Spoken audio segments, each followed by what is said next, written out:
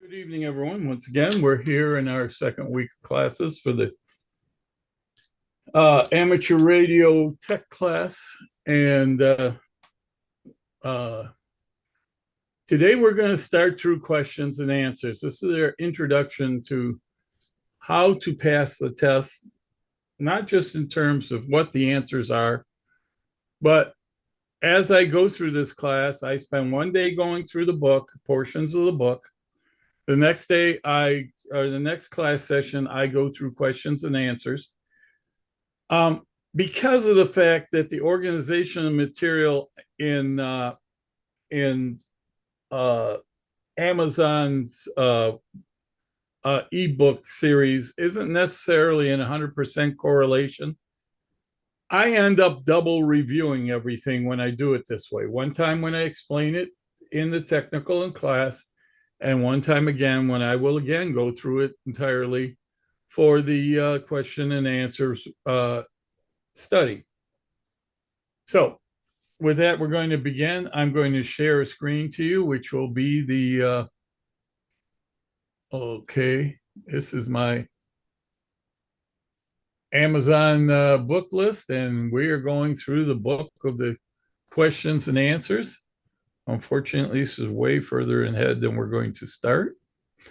This book is available and you can get it, but all of the questions and answers in this book are in your they're in your class book already. So what we're going to do is this will allow me to go through the questions as you will see them on the exam. And we're going to start at the very beginning. What is the first question, T1A 01? This is technician, section 1A, and question 01. I don't remember off the top of my head exactly how many of these questions, particularly for each section, is on the exam. I don't know that they provide that to anybody but the VEs, but there'll be 3 or 4 or 5 of these at best. So let's start. It asks, which of the following parts of the basis and purpose of the is part of the basis and purpose of the amateur radio service? And the first answer is providing a personal radio communication for many citizens as possible. Obviously, that's not true. It's provided for a rather elite not meaning rich or special, but elite meaning people that have met certain requirements, and that is the requirements to get the license. B, providing communications for international nonprofit organizations. The FCC has nothing to do with anything international, except that it's under the rules of an international organization. C, and this is the answer, advancing the skills in the technical and communications phases of the radio art. One of the primary functions of amateur radio from its beginning was spelled out in these words by the FCC: to enhance the technical and communication skills of the radio art. That's what C is referring to. In other words, they have a pool of better radio operators, or a pool of better communications operators. Okay. T12 or A2. Which agency regulates and enforces the rules of the for the amateur radio service in the United States? A, FEMA, B, Homeland Security, and C, FCC, or all of the above? The answer is, of course, C.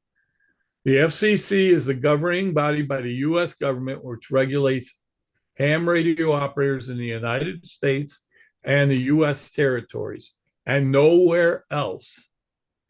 If you're out at sea on a ship, and you're even in international waters, you are not in the United States. If you're in U.S. waters, You're technically in the U.S., but you're not really in U.S. Uh, uh, bounds.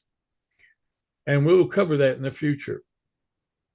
But to give you a tip, if you're aboard an airplane, a ship, or any vehicle of motion, I guess automobiles and trucks might be the exception, but you may only operate under the permission of the master of the craft, the captain of the ship or airplane, only with the permission of the government for which that vessel or vehicle is registered. Okay. What do the FCC rules state regarding the use of the phonetic alphabet in the amateur radio service? All right, I'm just going to jump to this. It's strongly encouraged. I want you guys to understand something very important. As technicians, most of your conversations, your QSOs, they will be with local hams, but you will indeed occasionally communicate with international hams. And when you become a general or above, you will do that more and more often.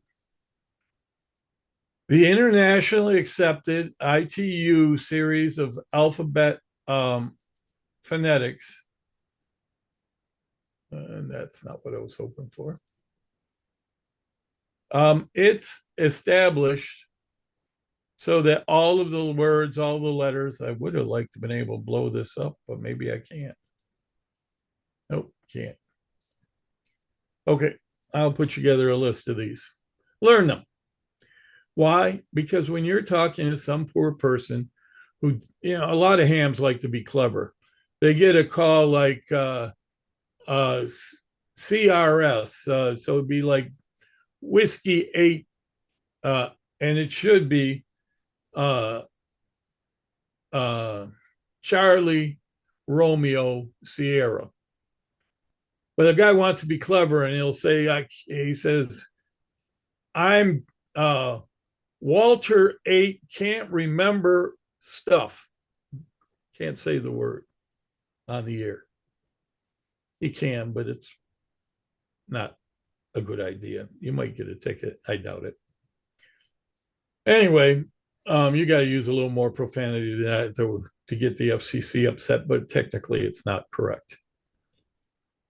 But the point I'm trying to make here is that if you're talking with some poor guy who's listening in from China, he knows enough English to barely converse, and you want him to translate can't remember stuff into CRS, you're really putting a burden on him. You're making it harder for him to listen. If he's using the standard phonetics, you're making it easier. And in noisy radio conditions, it'll make a difference between success or failure. Also, if you're sending messages spelling out with common phonetics, ensures that the person at the other end writes down the right word. In the English language, there are a lot of words that sound a lot like, are spelled differently, and they mean completely different things. So I encourage you, the FCC encourages you, and the test will ask you questions about the standard phonetics. They're easy to learn, so we'll move on. T1A04. How many operator primary station license grants may be held by any one person?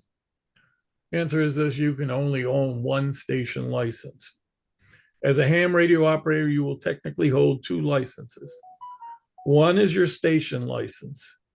The other one is your operator's license. The operator license is a license which gives you permission to use the station license. Station license is the one that gives you permission to transmit. Okay, does this make sense to everybody? I'll continue. What proves that the FCC has issued an operator primary license grant? Well, your license does. But today, the FCC, the answer to this question is The answer is C. You don't have that license until it appears in the FCC ULS database. Before that, it's being processed. So when you process your exam, the paperwork of completion will go to the FCC. And for your first time as a technician, never again in your life, because you're going to be hams forever and you'll never have to do that part again. You'll have to wait till it shows up in the database. If your VEs file everything electronic, it'll probably be there the next day or the day after. It'll be your longest day or two wait in your life. In my time, you send it in by mail, and it was the longest 6 month to a year wait in your life. Thank God it's not like that. Now, once you have a number which will be assigned by the FCC in the ULS system, write it down, because that gives you speedy access to your license information. You can always look up. You go to the website www.fcc.gov, and that's where that database will pop up. You can go through the screens and find the database. And there you can look up all your information and so on and so forth. It also lead you to places when it's time to renew. You can renew your license. You do it all on the database nowadays. Know that the FCC has changed its rules effective last year. You must have, as a ham, a valid internet email address on file to go along with your call sign.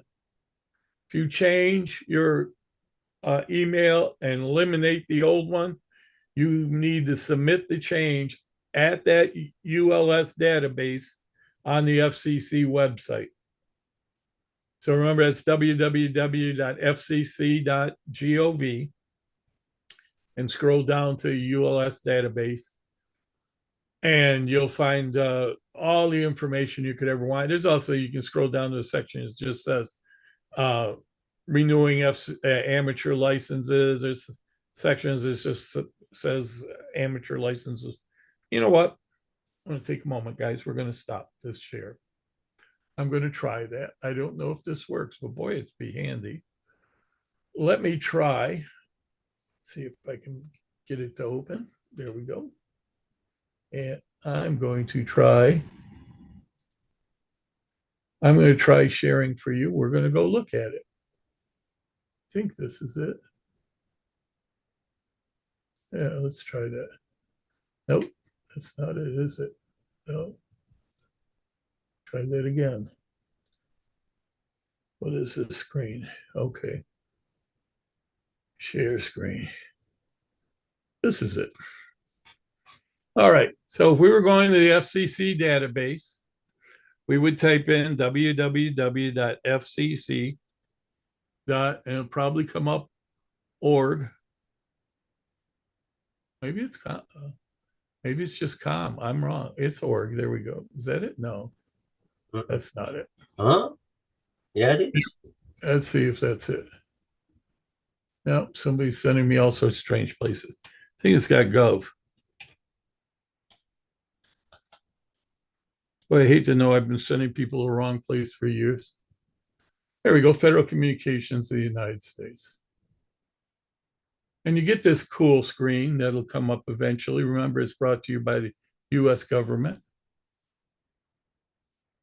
And this probably costs $500,000 to make this screen, or probably closer to 20 or $30 million, knowing the government. But you get to the screen, and this is the FCC website. And you can go all this fun stuff about the FCC and everything else. You can scroll your way down and find all the BS. But what we're going to do is we're going to licensing, go to licensing and database. Okay. Now, this is the FCC licensing system, and you can pick out what you need, but we're going to look for Remember, it's a government universal licensing system. Remember, it's a government website, so it's not always going to be so cool. Some of these forms have nothing to do with us. Okay. So if you go searching through this, you will eventually find databases. And now we're looking for universal licensing system. And now you could search this universal licensing system by your FRN number. That's the number I'm referring to. You can search it by a call. We use mine. And you do a search. And it'll tell you this guy's wanted in 6 states. And hey, where is he? No, just kidding. And give it a minute. It's going to take a few seconds, but it will find my call, I hope, or else I've done something terrible. And there I am. And there is my FCC number. It'll tell you that I am a ham radio operator. Well, let me move you guys out of my way. I have a ham radio amateur license. It's active. It expires in 2031. I'm not sure. I don't expire before that. And there's other information available. If we go and we look through it, we'll pick my name and we kind of look for more data. It's going to give you a station address, going to give you it's going to give you the last class of license I held before I was an extra. I was an advanced. Tells you I'm a regular amateur radio operator. My call sign is not a vanity call. It was the one issued by the FCC. And you can continue to scroll through this. There are other screens and get all the information about me available. But this is the database that says, well, here's my address. Here's, just about everything about me. And unfortunately, it doesn't go back 50 years. It only goes back about 15 or 10 or something like that. Because there would be just oogles of stuff, but the FCC did not put all the old stuff from way back when into the system when they launched it. Maybe they will one day. I don't know. I doubt it. I don't think there's any reason for them to drag out calls back 50 years ago and so on. You will look at this site. Let's see if I can go back to that point right here. Oh, crap. Universal licensing system. And you will search your first time by name. And if your name shows up in the system, and that's when your license is yours, it's active. And when you pull up that license, you will have to log in, but it will let you print a copy, send to your printer. That becomes your license for your station. The FCC no longer mails out licenses or anything like that. Everything's done electronically. If you fail to have an active email on account, an internet email address in your system, then the FCC, if they happen to try to get a hold of you and they get a reply back from the internet that says that doesn't exist anymore or isn't your email anymore, they will yank your license nowadays. They will send you a notice in the mail to your last location of registry. Whether you receive it or not, your license will be revoked. I advise you to just follow that rule because I don't know why it came about, but it did. Okay. Let's see. All right, so I'm going to go back to sharing the book again. the questions and answers. So remember, you're going to have a double license. It's all in one form. Half of the form is your station license, half of the form is your operator license. And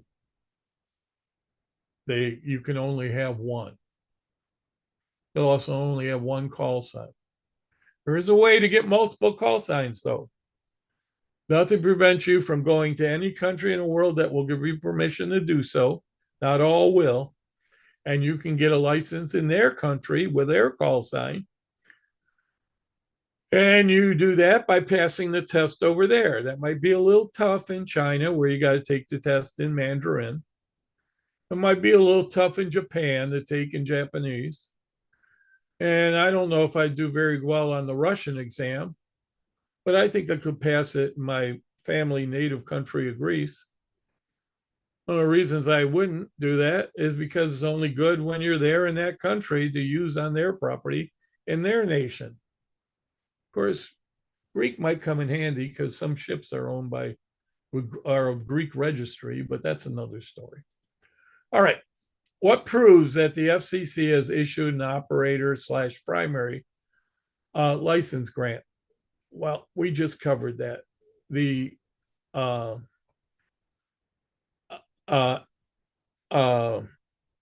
think it's called FRN number in the FCC ULS system. And that's answer C here. The printed copy means nothing technically anymore except proof, and there are reasons why you should have it present. Email verification by your VECs mean nothing. And so we've covered this. I think that's self-evident. Remember, these questions sometimes just ask the same question a different way. They're not trying to confuse you, but I think they ran out of creativity at the FCC, and they had to come up with 200 questions to match the law, but they didn't have they aren't very creative about it. What proves the FCC's? Again, it's the same question basically when it's in the ULS database. Here we go. I've not covered this yet, but we're going to. What is FCC Part 97 definition of a beacon? This we're going to start teaching about. A beacon serves a purpose. A beacon is a transmitter in automatic control, or it automatically controls itself for the most part, at a regular interval of time generally. It transmits an identification and maybe a short blip of text. The purposes of beacons are to establish or to use them to establish two things. One, beacons are put on a frequency and left there. Most are crystal controlled, so they don't move around. They stay right where they are. Purpose of the beacon is if I put a beacon up in Detroit and you're in Seattle and you want to know if the band's open to Detroit, you tune to my beacon frequency. Beacons are registered and they're available. You can get a list of them from the ARRL from around the world, and you can see if the signal of my beacon is making it to you. If my beacon were making it to you, by the way, I don't have a beacon, then that you would know that your signal could probably make it back to Detroit here from Seattle or over to Detroit here. And so the answer to this question was, what is a beacon? It's an amateur station transmitting communications for the purpose of observing propagation or related experimental activities. Now, there are some experimental purposes for beacons, but that's a pretty general, broad thing. Propagation is a word we now need to learn. Propagation has a specific definition in the radio world. Propagation means, essentially, where a signal can go. Radio waves generally operate without propagation. They just go straight out in a straight line forever. But there are conditions which change that either allow them to skip on the upper regions of the atmosphere called the ionosphere, or through electromagnetic phenomena to skip off the tail of comets and asteroids, to bounce off the moon, or to duck through channels of temperature inversions in the atmosphere. Those are all examples of what allows propagation, allows signals to go somewhere other than off into space. And it's how we communicate with ourselves beyond just a very, very straight line. If the earth weren't curved, we wouldn't have to worry about communications. The flat earth people would be very happy, and their signals would go straight out flat in all directions. Well, we're going to see that we prove as ham radio operators the flat earthers are wrong. What part of FCC 97 what is the FCC definition of a space station? Remember this, guys. A space station is anything located not attached to the Earth, 50 kilometers or above the Earth's surface.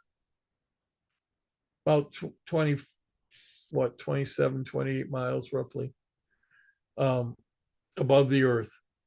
Everything out there is a space station. The International Space Station is definitely a space station. A rocket becomes a space station once it gets higher than 50 kilometers above the Earth. A weather balloon only at, say, 20,000 feet is not a space station. It's got to get above the Earth's atmosphere, and that's been defined at 50 kilometers up. Which of the following entities recommends transmit receive channels and other parameters for auxiliary and repeater operations? I summarize that a little bit. Okay. You're going to use repeaters quite often. I can't see everybody's hand. I don't know if everybody knows what a repeater is. But at this point, I'm going to stop and talk about it. So we're going to stop the share, and we're going to do that after lunch, or after break, I mean. Well, it might be lunch for some of you. We're going to take a little break, and I'll share something with you right now. And I'm hoping it's here. Now, this isn't the greatest screen in the world, and I copied it. I'm going to do a little drawing on this screen, and then I'll explain to you how everything's happening. This is basically the complexity of a repeater. A repeater has a transmitter and a receiver and a controller. This is a particular club's repeater. Okay. And the way that a repeater works is a receiver and a transmitter. They're hooked to a antenna through various coupling devices, and each one is isolated from each other through a set of what we call duplexers. In this case, these particular duplexers we refer to as cavity filters. What they do is they prevent some portion of spectrum from going each way. The lower portion might be only able to go back and forth this way. The higher portion might only be able to go that way. What happens is this controller it's a shared device, I'm sure. It controls the various equipment in here, so that if the receiver receives a signal, that signal well, actually, that's not exactly what this drawing is, but in this case, this repeater has an auxiliary transmitter. This is going on actually in here, and this has its own set of transmit and receive pair of duplexers. I would submit you'd have to be in a real clean location to run with only four. That's what threw me for a minute. But this is obviously the 2-meter side. This is the 440 side. So what happens is when this repeater's receiver receives a signal on one frequency, I can't see what their frequency is. The transmitter sends the audio or takes in the audio from the receiver, sends it back out the antenna. It repeats it at a higher power output than it likely received. Why that works is fairly simple. If you can envision the Earth, well, not my finest straight line hour, but we'll try to make it close. And if you can envision that we've got a tall tower where the repeater is connected to an antenna at the top. And let's change color of that so it looks pretty. And you are driving along in your car. I'm not drawing a car, guys. Or you're walking along with your handheld radio. You got an antenna here. And someone is way off, far away, farther than your radio can reach. So your signal gets transmitted into this repeater on one frequency, goes out on the other. We're going to cover this in greater detail, but I'm going to tell you some things I want you to remember, because when we cover this in great detail, you want to remember all this. You're going to transmit on one frequency. That's the frequency the repeater is receiving on. We define that as being the repeater frequency. The repeater is going to transmit on a frequency which has been agreed to, and it's separated by some bandwidth, some distance away from in the spectrum, in the same band. And that signal it transmits on is what you're going to listen to. Whenever other users or yourself transmit, the receiver will hear it. You're going to be listening to the frequency that the repeater sends out. This all happens close to instantaneously because that's speed of light. And the 1/1000th of a nanosecond delay that's involved, you will not notice, nor will you hear yourself being out by that small amount. So it works. And so if this repeater were, let's say that I'll pick a local repeater.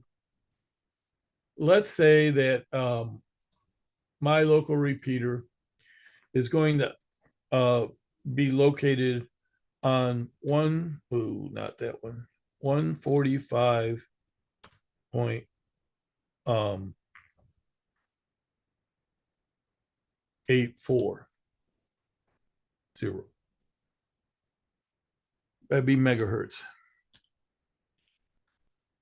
Well, that repeater will be listed in repeater guidebooks and on the internet as being on 145.880 plus or minus. If it's 145.80 plus, then the repeater is going to be listening on the 2-meter band. We've universally accepted a 600 hertz hertz split. So that repeater will be listening, if it's a plus, on 800 plus 6 or 146 8.4. The rest will remain the same. But my repeater is a minus. This repeater I use here. That's not a minus. There it is. So being a minus, it sends out on 145.240. So I set my receiver to 145, or my radio, my transceiver to 145.840. And if I set my offset to minus at 600, it will transmit when I key the mic on 145.20. Everybody else does that. We can communicate with each other very actively. There's some other things we add that go into that, and we'll discuss it a little bit in the future. But that's how repeaters work. My signal on this repeater will go, let's draw a line. Here we go. Take a fancy little color like purple. My signal will come up to this repeater.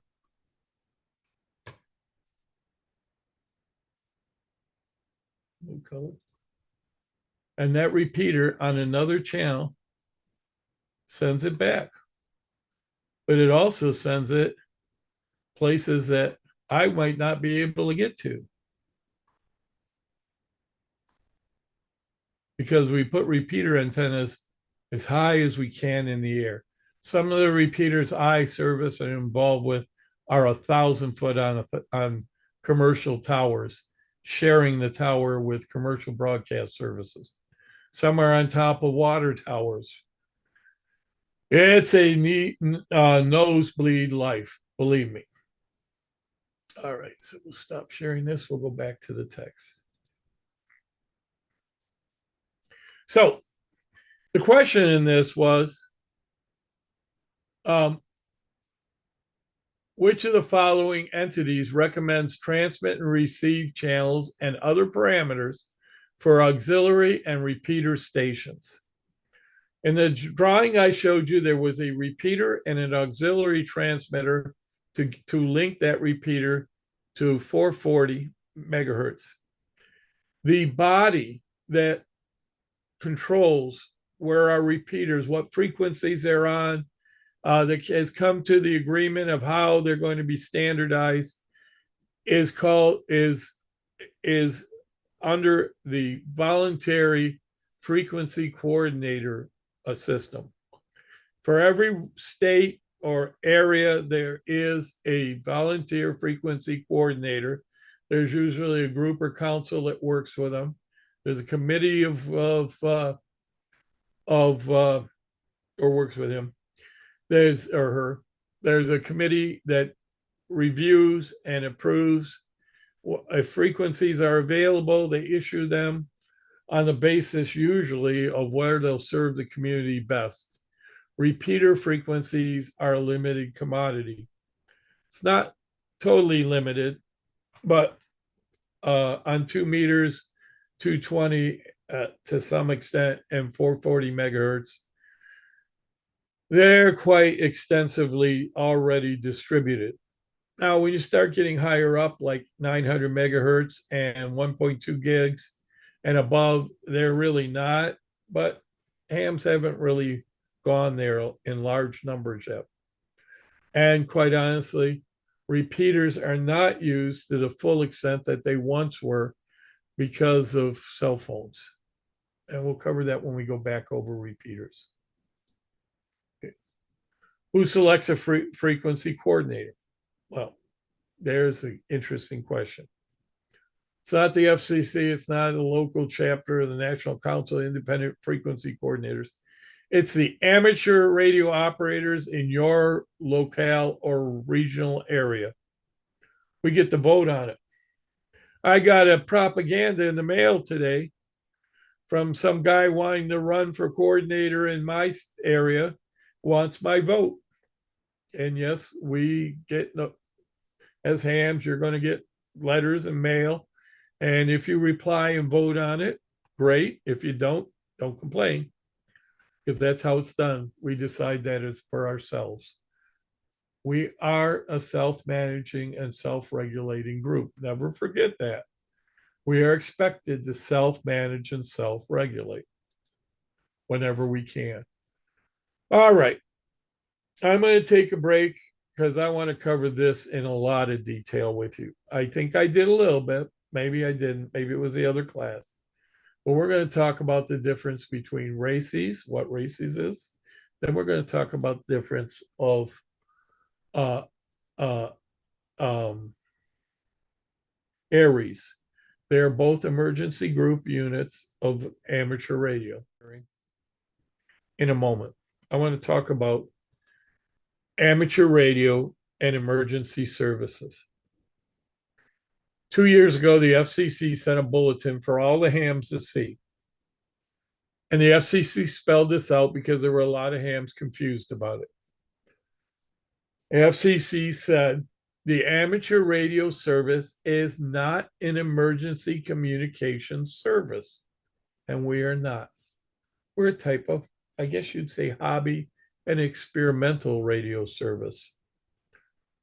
But the amateur radio service has many privileges, tools, and skilled knowledge which can come to the aid of those people who are in the emergency services.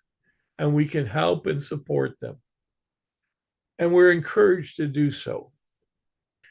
But remember, we're there to help. We're not there to run the show.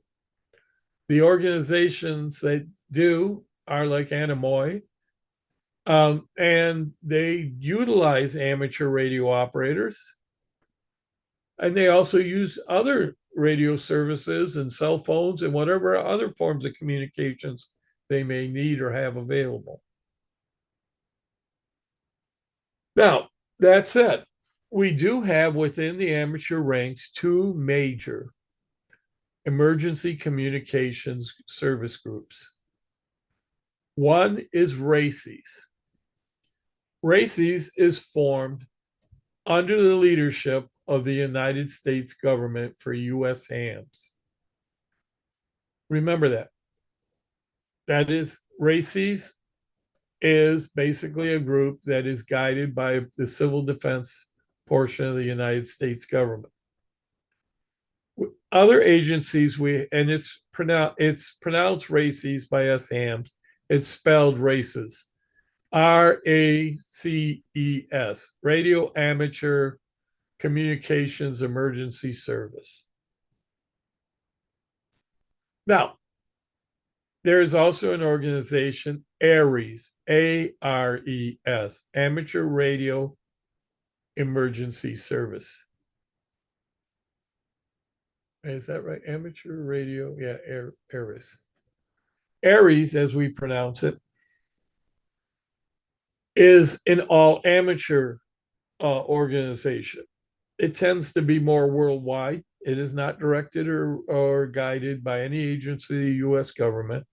It's all volunteer hams.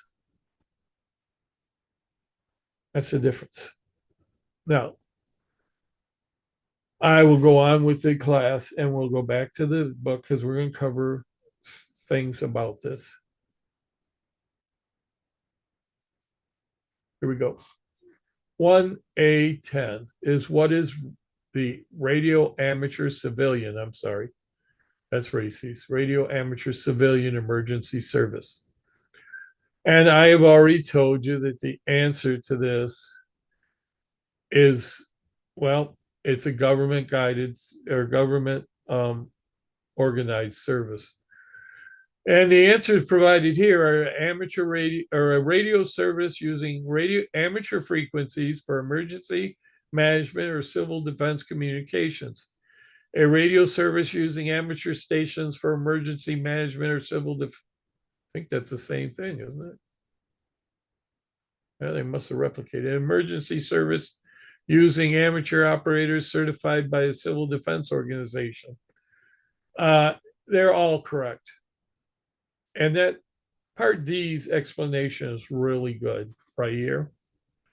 RACES is a special part of the amateur service created by the FCC to provide communications and assistance to local, state, federal, uh, local, state, or federal government, emergency management agencies, such as agencies like FEMA and others. And it's actually spelled out in Part 97.407 of the rules, what RACES is. And you'll find that on page 6-18 in your books. We'll be covering it when we get there. Okay. So remember that RACES is a federally government organized, defined by the FCC, agency or service. Um, well, not really, but organization is a better word, of volunteer hams, and its purpose is to assist the government's efforts for emergency relief.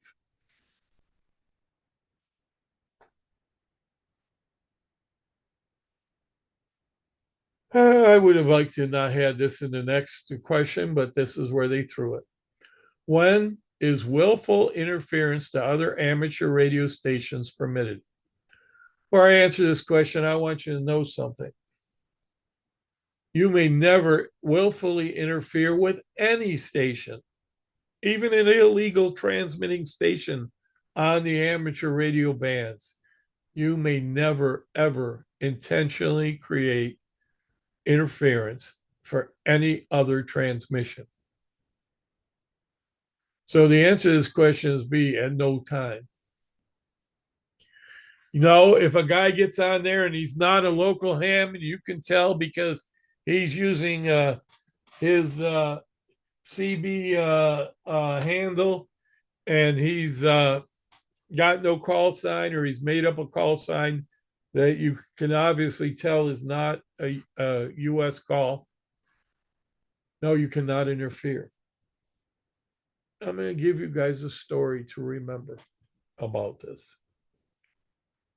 Back in the 1980s, the Russians had in orbit before the fall of the Soviet Union, I think it was late 70s, early 80s, a space station called Mir.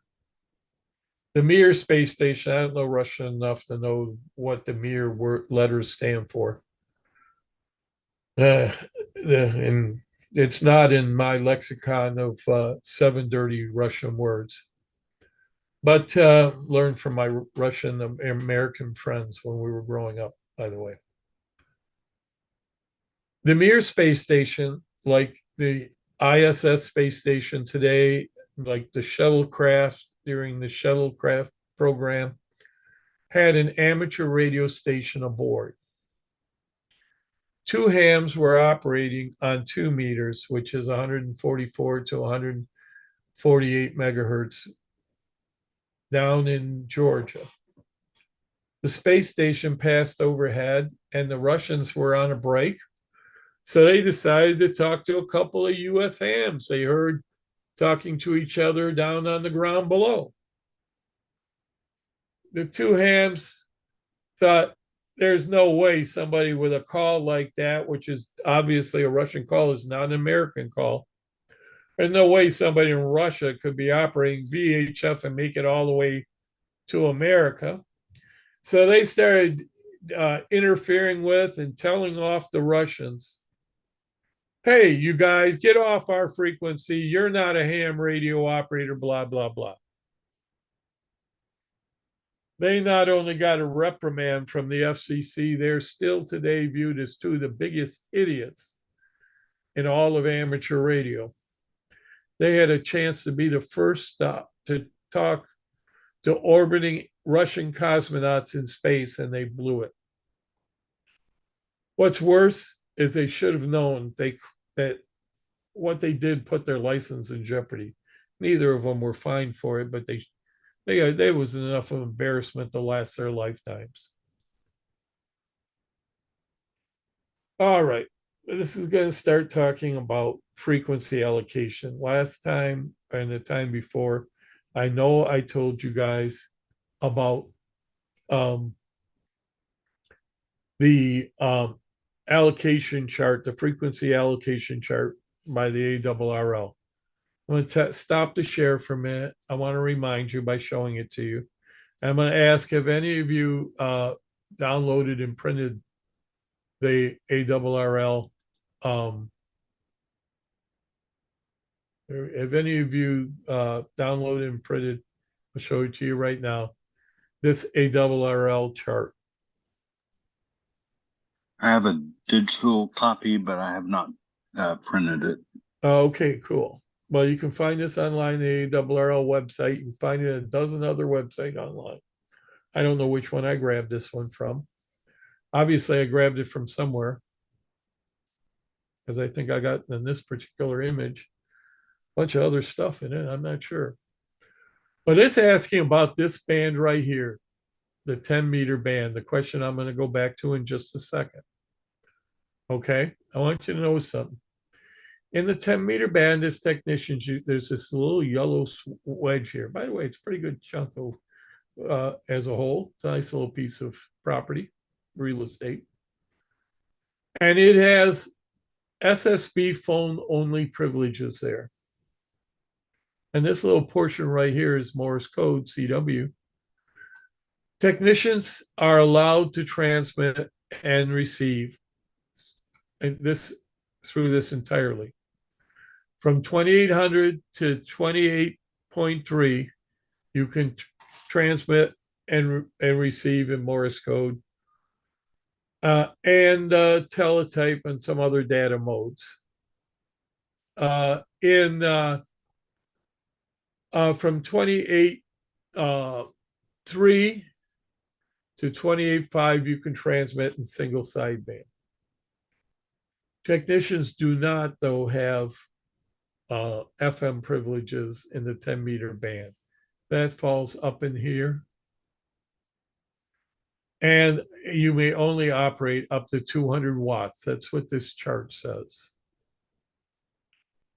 Believe me, 200 watts is a lot. Most of us never run amplifiers above 100 watts. Most of the time. Occasionally, but not much, very often. Later in this class, you're going to find why, because it's not really that much of a gain. All right, so I'm going to stop sharing this. I'm going to go back to the questions and answers section in the text. As soon as I find it, there we go. It says frequency allocations, emission mode, spectrum sharing, transmission. That's what's is covered in this portion of the test. And I don't know if I really wanted to cover all this, but we'll start. T1B01 is which of the following frequency ranges are available for phone operation by technicians or by the technician class licensees?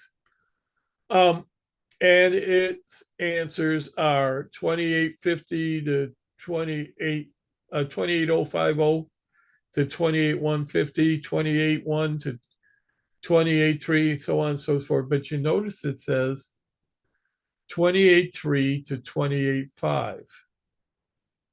It doesn't say all privileges for technicians. It says phone privileges. It doesn't say FM. So single sideband is a type of phone privileges. And so the answer is C. And there's a table here they give you for the various frequencies of the, but the chart is easier to read once you learn to read it. All right. Which amateurs may contact the International Space Station on VHF frequencies or a VHF band? All right. Let's learn something. Technicians have full privileges on all VHF bands and above. Now, there is a rule that you may not operate a space station unless you're an extra class licensee. But in order to operate a space station, you pretty much have to be in space. So unless you're going in orbit on the International Space Station or going for a ride on one of the Virgin Galactic or one of those other new space companies, you're not going to be in space. So you and any other ham would have permission to operate, except old novices, you would have the permission to operate a contact International Space Station. Occasionally, the astronauts take a little break. Here's a little known fact. Just about every astronaut has always been a ham radio operator. It's a part of their requirements to pass the test. They had to do this too, everybody. So B is the correct answer. It's only necessary to hold a amateur license with VHF privileges, and any amateur holding a technician class or higher license. This answer B is correct.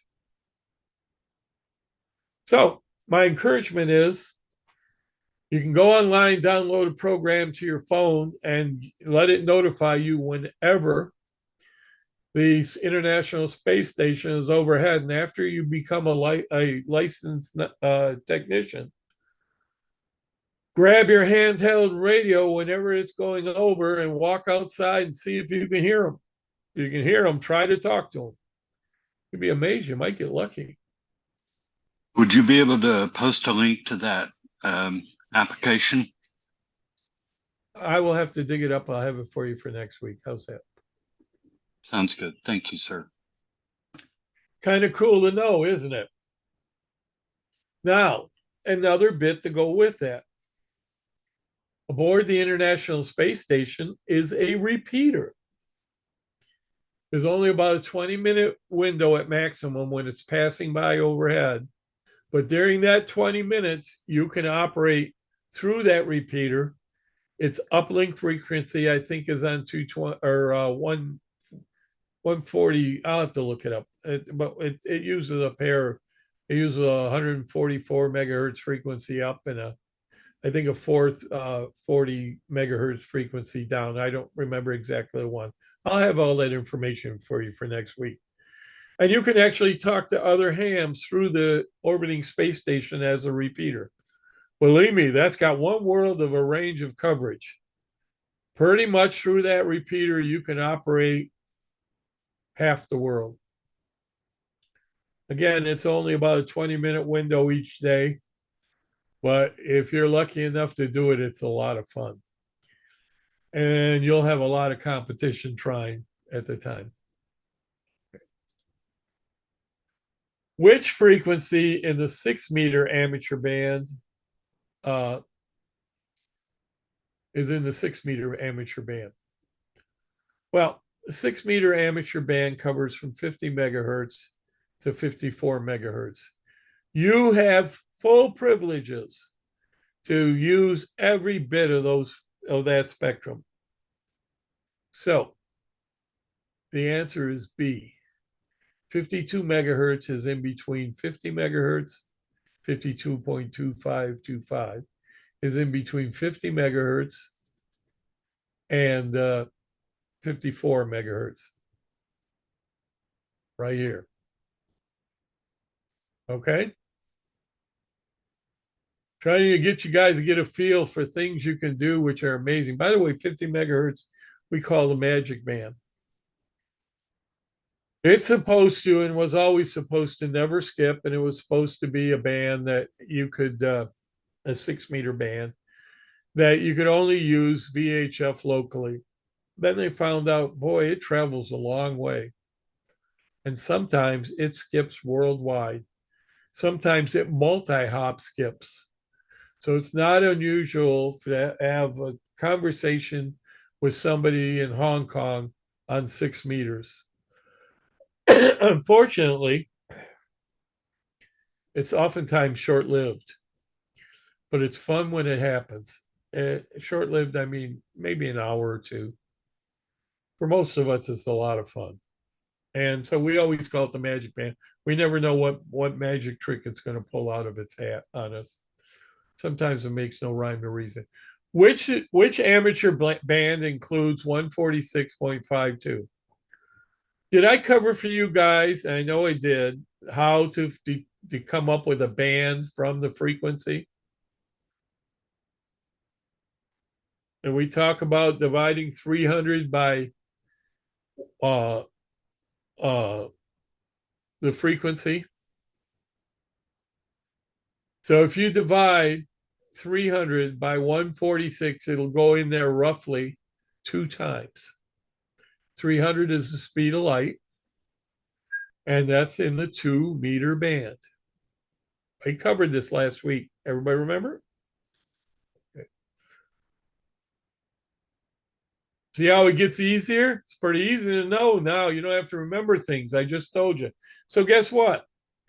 I wonder what frequencies are in the 6-meter band. Well, if we divide 300 by 6, I'm sorry, 6 by 300 by 6, we're going to get somewhere around 50, aren't we? And if we want to know the 20-meter band, we divide 300 by 20, that's going to come out to around 15. It's actually 14. They're not exact numbers, but they're a ballpark figure of where the frequencies are, what the bands are. So that's how it's done, everybody. And you won't have any problem once you remember that, because you'll be, oh, well, just multiply by 2 or divide by 2 or divide by whatever it is. And you'll figure it out as you go. It'll be second nature. How may the amateurs use 219 to 220 megahertz segments of the 1.2 5-meter band, 1.25 meter band? That portion is pretty much reserved for digital fixed messages and forwarding systems. Every band has a band plan. Again, you can find those on the ARR websites. And the band plans lay out what portions of a band that we're going to use for what frequencies we're going to use for repeaters, what portions we're going to use for, TV might be one in a band. We might decide what portions are going to be used for simplex communications, which is direct radio to radio, straight, station to station. And we have digital and messaging systems and so on. You can find this in your license manual. It's on page, I thought it was on here. Nope, let me go back. There it is. It's on page 7-9. Okay. And it's covered there pretty extensively. So, on which HF band does technician class have phone privileges? And the answer to that 10-meter band is the only band that technicians have phone privileges, only in single sideband. Okay, we're going to get back to the class because we've got about a half hour, not even a half hour, about 20 minutes to go. I'm going to share a screen again. I'm going to revert back. Earlier, I talked about repeaters. And when we covered repeaters, I told you that the way a repeater works is you send a signal up to the repeater. It repeats on another frequency. The other person's on the other end listens to it. The signal itself might not be able to get between station A and station B because there's something blocking, like a large building or a mountain. But if the repeater's on the top of that mountain, well, it can cover a long range on each side of it. And that's why we put repeaters up as high as we can put them. It's why some of them can give us phenomenal coverage. It's not unusual to have a 50-mile coverage repeater, but some can give 100 miles. One thing I will tell you is that repeaters, by definition, the way we laid out the plan originally back in the 1970s, was that repeaters are designed for what was then a high-powered radio, about 20 watts, mobile, to transmit through the repeater. And their coverage, their range, was defined to be able to provide 30 to 50 miles on average on each side of or each direction from the repeater where possible. We can't do that here in the Detroit area because sometimes 50 miles or 30 miles puts that signal. Oh, it puts it into the Great Lakes, and there's usually nobody there. But anyway, it's what repeaters were initially. That was the original intent when we started putting in repeater systems. Today, many repeaters will give you 5 or 10 miles from a handheld from many locations. They'll give you 30 miles to 50 miles for a mobile. And mobile to mobile, that means 100 and some odd miles. If you're 5 miles from your repeater and the other guy with his handheld is 5 miles from a repeater, that's a 10-mile span between you. It's not unusual. And there are some repeaters that are lucky enough to be in locations on frequencies where there's no interference that can give even greater performance for both. But the numbers I've given you are what you should consider normal. If you can get 5 miles to a repeater, that's pretty good. If you get 10, that's fantastic. Some rare repeaters might get 15 or 20 to a handheld, but it's very rare. Mobile, 30 miles is pretty good. 50 miles is really good. 100 miles is fantastic one way. Keep that in mind, and I'll give you guidelines of what you might want. I'm going to stop sharing this picture. Okay, now that's a basic repeater operation. Now I'm going to go back to sharing. I'm going to go back to the book. These are questions and answers. And this says, which of the following VHF/UHF segments are limited to CW only? Let me tell you how to answer this question. CW only sections of every band are almost always at the very bottom of the band. So this first answer, I'm going to share I'm going to stop the share. This first answer is about the 2 meter and the 440, or a 2 meter and the 6 meter band. I mean, sorry. Let's see. Here we go. I'm hoping you guys can see this. Somebody want to tell me if you guys see this? We got it. You guys see this US radio band chart? Yes.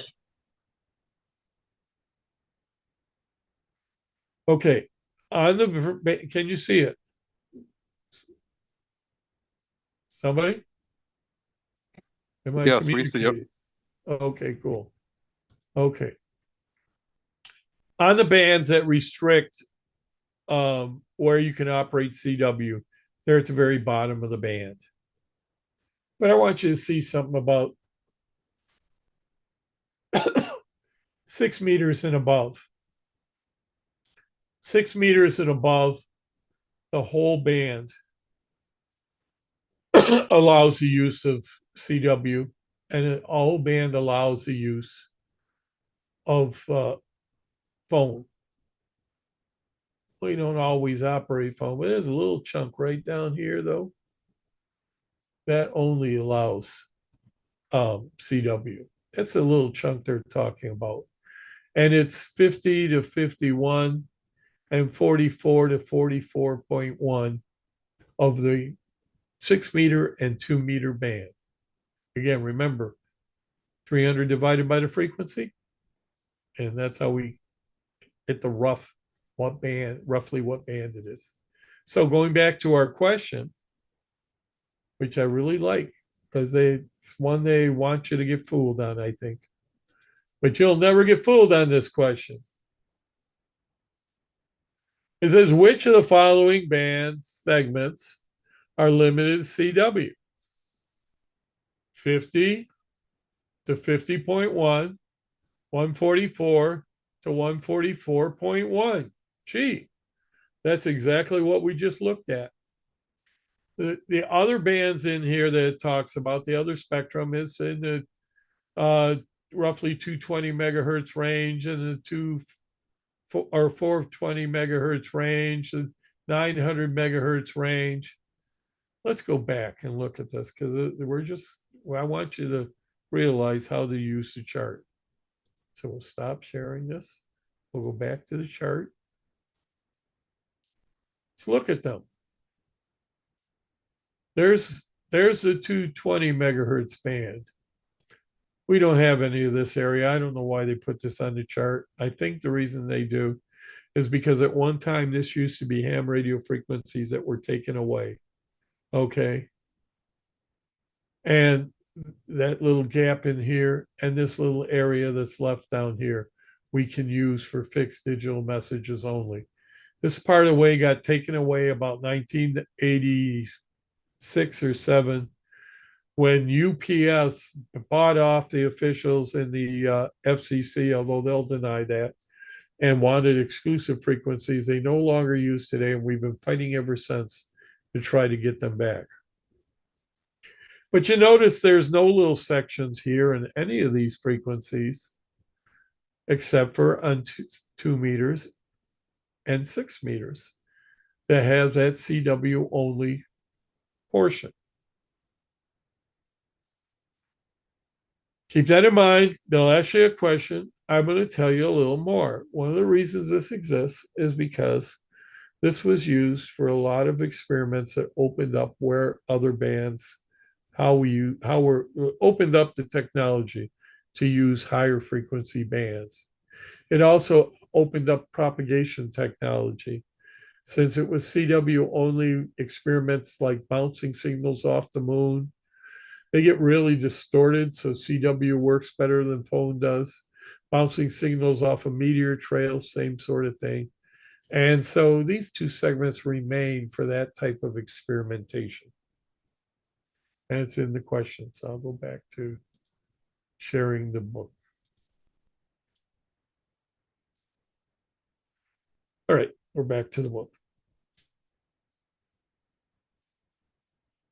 Remember, I told you I'm going to teach you how to pass this test by being able to reason it out as well as just knowing the answers. How are U.S. amateurs restricted in segments of bands where the amateur radio service is secondary? And I'm going to discuss this without the answer for a minute. Certain bands that we have are primary allocated amateur radio bands. Most of our HF frequencies are primary allocated, but they're not necessarily primarily allocated to amateur radio in other portions of the world. So in some portions of the world, they transmit shortwave radio in what is our 40 meter or 20 meter band, even 80 meter band on the HF spectrum.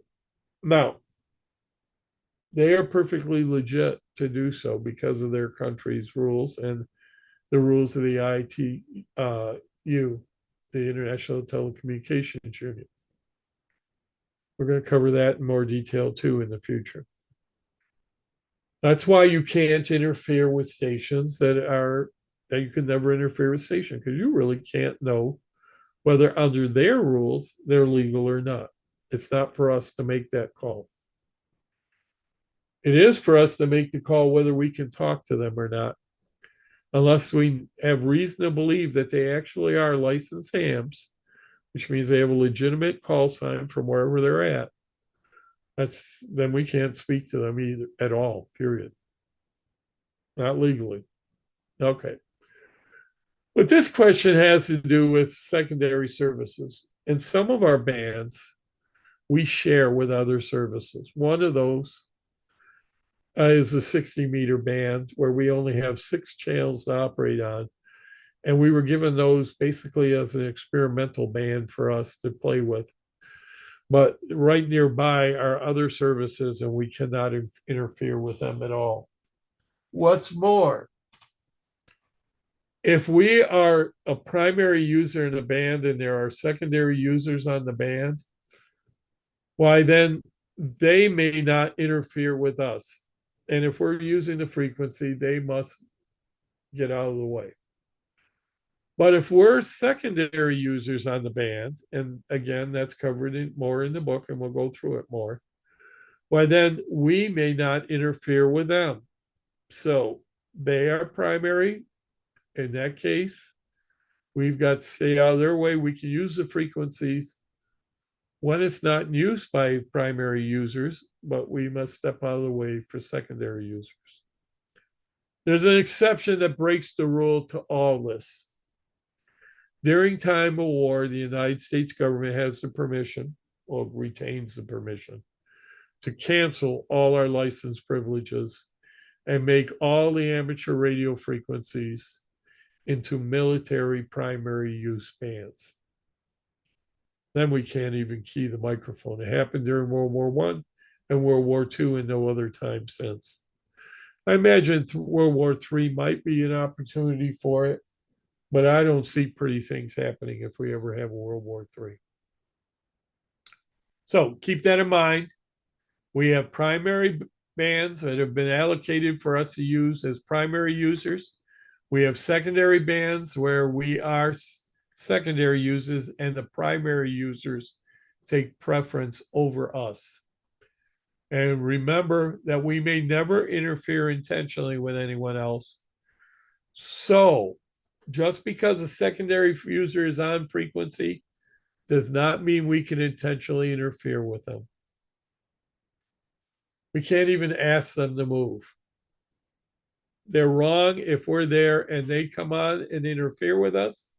We can file complaints if they do, but we can't interfere with other stations. They're not technically supposed to ever intentionally interfere with us. And if they're on a primary frequency, we cannot jump on that frequency in any way, shape, or form that would interfere with them. If we're on a primary ham radio frequency, they interfere with us.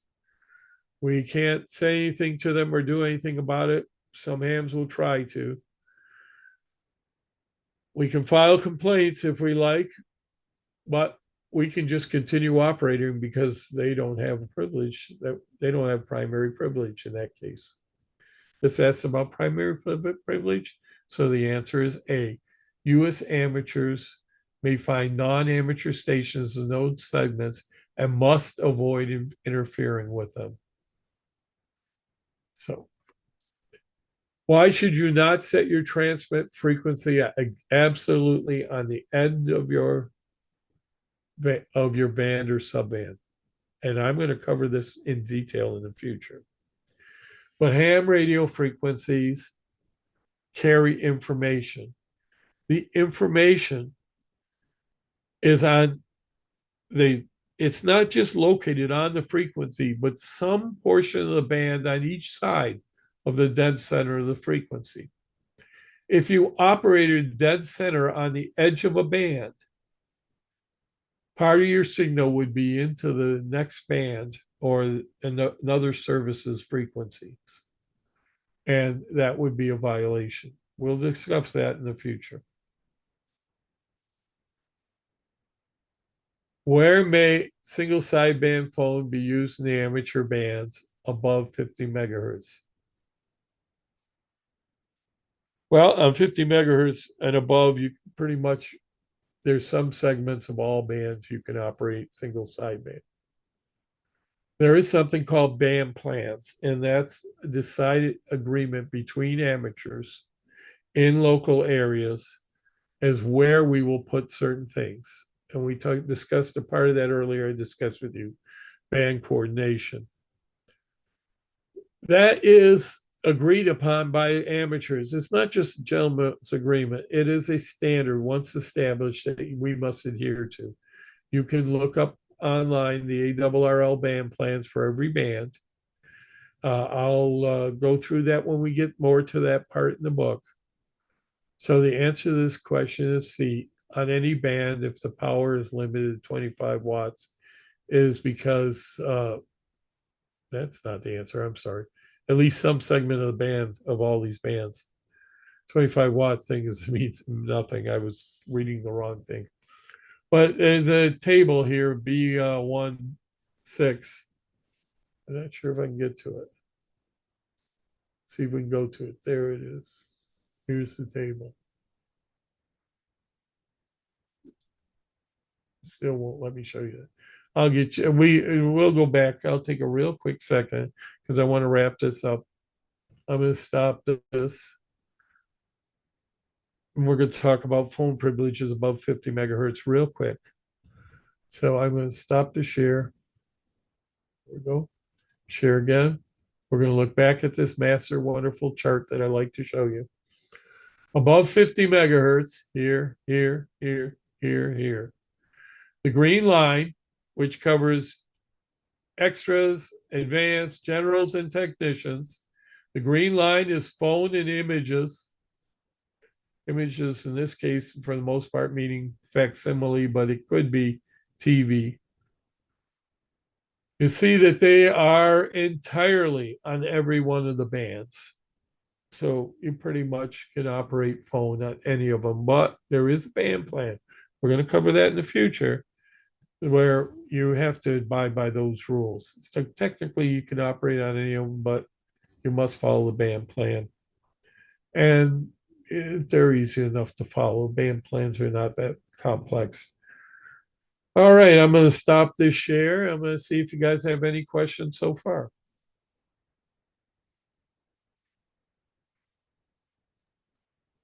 Nick, I just wanted to tell you, I feel bad when you ask for questions and I don't have any questions to ask, but you're doing such a good job covering this stuff.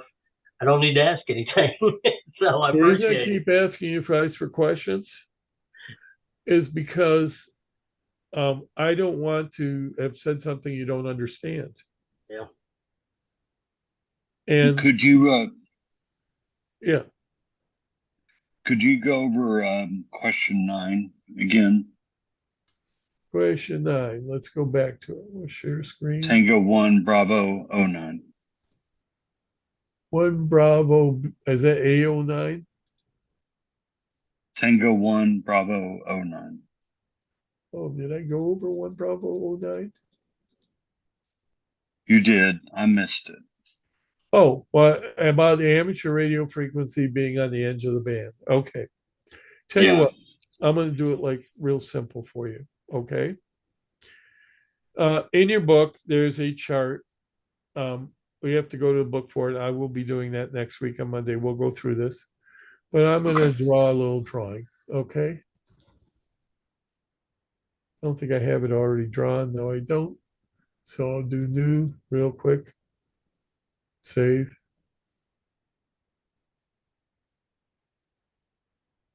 All right. When you transmit a signal, and I'm going to try to do this down and dirty, guys. When you Hey Nick, we're still seeing the book. We're not seeing whatever you're drawing. Okay, let's stop that share. Let me share screen again. When you transmit a signal, okay, that signal is got a center frequency. Okay, I'm going to do this just in block diagrams to make it easy to understand. So let me darn this thing. It's not cooperating. You guys still see this? I see you. You see me, but you don't see the screen, do you? No. Okay, that's fine. All right. Let's go here. All right. I want to go back. All right. Now you see a screen with a line drawn across, right? Yes. Let's say that this is some portion of the spectrum, this line. We'll pick a frequency, let's say 50 megahertz. All right.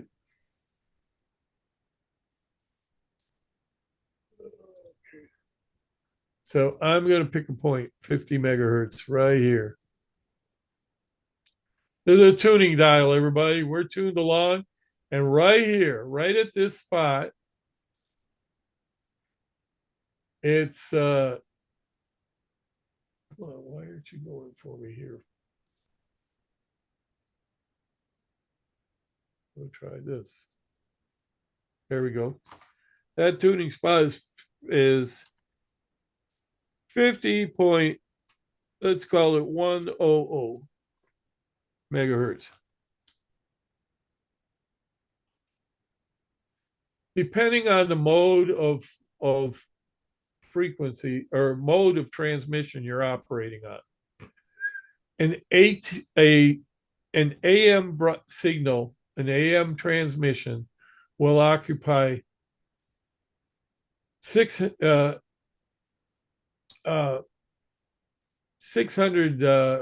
hertz of width, actually, on each side of this. About 600 hertz, roughly, altogether. So what'll happen is, and a single sideband about 3. I'm off on the numbers. Let's start with Morse code number. CW signal will occupy about 150 megahertz. All right. So, oh, come on, don't stop share. All right, here we are back again. So this is the place we've tuned. When we transmit, and we're transmitting a AM signal, it's going to be wider than this because the information has to travel with it. So to support or carry the, that's why this happened. Okay, let's move this. There we go. To carry this information, our signal is going to be much wider. It's going to be something like this. It's going to be a window that wide. If it's a television station, it's going to be a window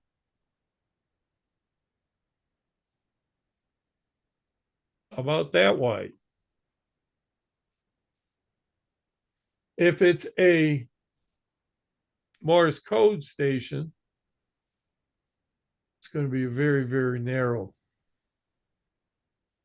signal.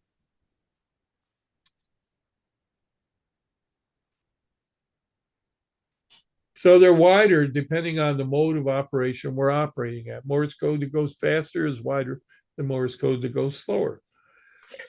There's a reason for all this. I'll get to it eventually. But most important thing to know is that your signal, when you transmit, is not just 50 megahertz. It might be 50.1. This outer edge might be 50.4. And this might be 49.7. Now, Copy if we're that. sitting, hello, question? I just said copy that. I understand. Okay. Well, there's a chart in your book that covers this. We'll get to it. But if this, instead of being a 50 megahertz, let's say we change that frequency to 148 megahertz. I don't think I can do it easily, but let's imagine that for a minute. If this center point was 148 megahertz, right here, right in the center, and we're tuned to 148 megahertz, well, what do you think this portion here is? So let me put some text in there. We'll call that 148. 0.00. Now, if that's 148 megahertz and we're putting a signal just like the one below, I'm going to make it round looking though, just to be pretty. Putting a signal like this on it. Well, this portion down here is still in the ham bands, but this portion here is outside of our ham bands. It's in another service's bands. If we want to use a signal in the ham bands, we've got to keep it. Come on. Well, this is much bigger than I wanted to draw, but it should be roughly the same dimensions as the one or width. I'm trying to make it similar to that. We've got to keep that signal on this side of the line, right here. So when you tune to a frequency, you got to know how wide your radio frequency is that you're transmitting, your bandwidth of your signal. And you've got to keep it in the ham bands. Likewise, the bottom of the ham bands is 144 megahertz. If this were 144 megahertz that we're tuned to, we would have to keep it on this side of it.